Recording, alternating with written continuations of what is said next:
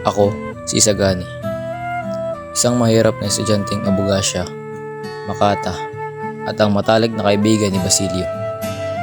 Sinuportahan ko ang hakbang na magkaroon ng isang akademya na kung saan ang mga Indio na tulad ko ay maaaring matuto ng wikang Espanyol.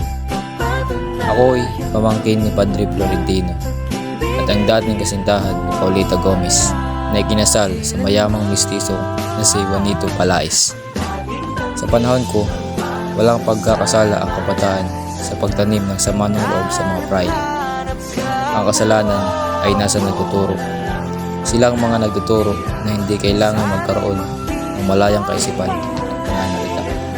Sa sitwasyon ngayon, ang sino mang makapagsalitang taliwas sa karamihan ay tinuturing na isang filibustero at kailangan magtiis sa pag-uusig.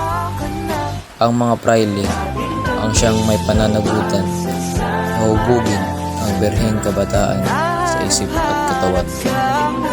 Responsibilidad nila yon upang mapalakihin ang isang bayang matalino, takila at tapat.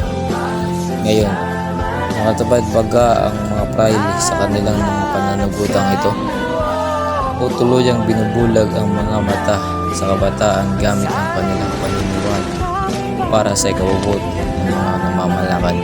Ganon.